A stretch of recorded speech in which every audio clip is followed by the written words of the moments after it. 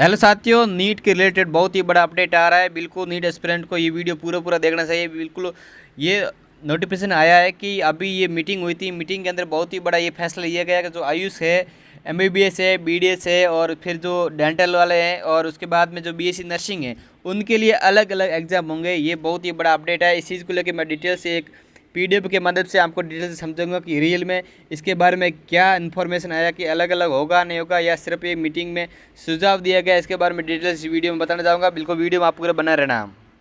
बहुत बड़ी यही अपडेट है कि देश में मेडिकल की परीक्षा की तैयारी करने वाले लाखों छात्रों के लिए महत्वपूर्ण खबर सामने आई कि जो अभी ये मीटिंग हुई थी, इस मीटिंग का नाम था पार्लियामेंट स्टैंडिंग कमेटी। इसके अंदर मीटिंग हुई थी, उसमें एक इस मीटिंग की गई थी। उसमें शिक्षा मंत्रालय था और एनटीए की जो वरिष्ठ अधिकारी थे उन्होंने भाग लिया था।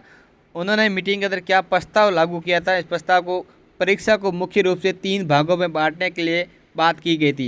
मतलब एक एमबीबीएस के लिए अलग परीक्षा हो, आयुष के लिए अलग हो और नर्सिंग के लिए एक अलग सिंगल परीक्षा आयोजित करने के बजाय तीनों ही अलग अलग परीक्षा कराई जाए। एमबीबीएस के लिए, आयुष के लिए, आयुष के अंदर क्या होता है, होम्योपैथी, यूनानी, आयुर्वेद और नेचुरोपैथी और सीधा, इसके बारे में ये अलग हो, नर्सिंग के लिए अलग हो। ये जस्ट सुझाव दिया था।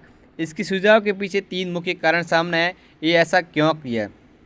सबसे बड़ा तो यही कारण आया था कि छात्रों की संख्या में कमी दिखेगी। यदि तीनों पाठ्यक्रम के लिए अलग अलग परीक्षा आयोजित की जाती है तो एक ही राष्ट्रीय स्तर की परीक्षा में बैठने वाले उम्मीदवारों की संख्या बहुत ही कम हो जाएगी। एक नंबर कारण ये था। दूसरा कारण ये था कि प्रशासनिक जो सुगमता है वो आसानी से हो जाएगी। उम्मीदवारों की संख्या कम होने की वजह से परीक्षा का जो स्केल है वो छोटा हो जाए, जिससे हर साल होने वाले विशाल लॉजिस्टिकल प्रबंधक और सुरक्षा संबंधी जितनी भी जटिलता है उसका बोझ कम हो जाएगा। थर्ड यही था कि एनटीए का दृष्टिकोण यही था कि परीक्षा एजेंसी के अधिकारियों के अनुसार वर्तमान विषय तुरंत लागू करना व्यवहारिक नहीं होगा, क्योंकि वर्तमान प्रवेश परीक्षा की पूरी तरह नीट स्कोर पर आधारित है। अचानक अलग अलग परीक्षा शुरू करने से प्रक्रिया सरल होने के बजाय अधिक उलझ सकती है। इसलिए इस पर अभी तक कोई अंतिम निर्णय नहीं लिया गया। ये बिल्कुल एक प्रस्ताव है, इसको पास करना बहुत ही टफ हो सकता है। आपको डरने की ज़रूरत नहीं, आप अपने नीट पे फोकस करें।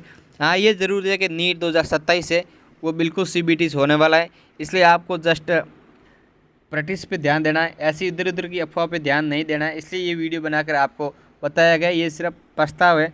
बिल्कुल दूसरा महत्वपूर्ण सुझाव ये था कि नीट यूजी परीक्षा में देश भर में एक ही दिन आयोजित करने के स्थान पर अलग अलग चरणों में या फेज में आयोजित किया जाए, यह भी एक प्रस्ताव था।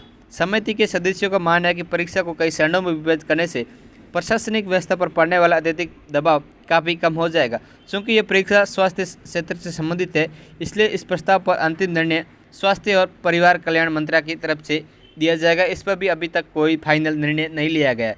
बिल्कुल जो ये परीक्षा सीबीटी बेस्ड है। बिल्कुल बैठक में ये भी बात की गई की थी मीटिंग के अंदर कि नीट यूजी परीक्षा को ओमार शीट या मोड जो पेन पेपर मोड है उससे हटाकर पूर्ण रूप से अगले वर्ष 2027 के लिए सीबीटी किया जाए। बिल्कुल इससे भी गंभीरता से विषय बना हुआ है। इसको भी फाइनल नहीं, कोई भी ऑफिशियल नोटिफिकेशन नहीं है, जस्ट बात की जा रही है। लेकिन इसका पूरा संभावना 99% है कि सीबीटी से अगला हो जाएगा। लेकिन इस चीज़ को ऑनलाइन तभी लागू किया जाना चाहिए जब देश के कोने कोने में, विशेष रूप से ग्रामीण और दूर दराज के क्षेत्रों में जो डिजिटल इंफ्रास्ट्रक्चर है उसको पूरी तरह तैयार करना पड़ेगा। ऐसा इसलिए ताकि किसी भी पृष्ठभूमि छात्र को परीक्षा देने में कोई भी असुविधा नहीं हो। बिल्कुल इसी चीज़ को लेके ये निर्णय लिया जाएगा। बिल्कुल परीक्षा के दौरान सूचनाओं के गलत प्रसार को रोकने के लिए टेलीग्राम जैसे प्लेटफॉर्म पर अस्थायी प्रतिबंध व व्हाट्सएप चैनलों की सख्त मॉनिटरिंग की बात भी ये की गई थी। इस बार भी टेलीग्राम बंद किया था रीनीट के दौरान। भविष्य में होने वाले किसी भी प्रकार की धांधली को रोकने के लिए प्रश्न पत्रों के डिजाइन और सुरक्षा कोड में भी बदलाव करने का बिल्कुल सुझाव दिया गया है। बिल्कुल फाइनल यही है कि इस जो मीटिंग में चर्चा की गई सभी बिंदु अभी केवल एक प्रस्ताव और सुझाव है। बहुत इंपॉर्टेंट चीज़ें आप यहाँ पे ध्यान देने की जरूरत है। यह जस्ट एक प्रस्ताव है, सुझाव है, इस पर किसी भी प्रकार की अंतिम मुहूर्त नहीं ले गई है। वेरी इंपॉर्टेंट पॉइंट यही है। इसके बाद इस चर्चाओं से स्पष्ट ये संकेत मिलता है कि आने वाले समय में देश की मेडिकल परीक्षा प्रणाली में व्यापक और सकारात्मक सुधार करने को मिल सकते हैं, जो छात्रों के लिए अधिक अनुकूल और सुरक्षित होंगे। बिल्कुल यही है। अभी तक तो ये नोटिफिकेशन है, आपको जस्ट अभी अच्छे से सीबीटी के हिसाब से तैयारी शुरू कर देनी चाहिए। अभी ये सिर्फ प्रस्ताव है, इस पर हमको ज़्यादा लोड नहीं लेना है। वो एनटीए मीटिंग अपना होती रहेगी, फाइनल निर्णय होता रहेगा। हमको इस पर दबाव में नहीं आना है, हमको कंटिन्यू एग्ज़ाम देना है। जिसने रीनीट दिया है उनका भी रिफंड आना शुरू हो गया है। और आप कमेंट करके बता देना आपके कितने मार्क्स बन रहे हैं, इस हिसाब से मैं बता दूंगा आपकी काउंसलिंग कौन सी करवानी चाहिए और कौन सा नंबर मिल सकता है। और अभी कोई टेंशन लेने की ज़रूरत नहीं है, जल्दबाजी में कोचिंग ज्वाइन नहीं करना है। आप बिल्कुल घर पे रहे, सेफ रहे, रिजल्ट आने दो, काउंसलिंग शुरू होने दो, उसके बाद देखेंगे कि हमको किधर जाना है। अभी जल्दबाजी में कुछ भी फैसला मत लेना।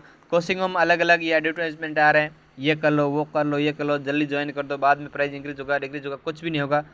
बाद में भी असली पढ़ाई तो मैं 100% बोलता हूँ, मैंने भी कोचिंग में पढ़ाई की है।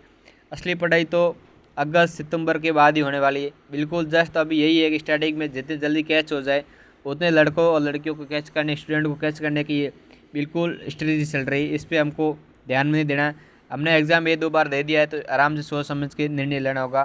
Thank you. ऐसी कोई भी इन्फॉर्मेशन आएगी सबसे पहले मैं आपको पहुंचा दूंगा। थैंक यू, धन्यवाद। चैनल को सब्सक्राइब कर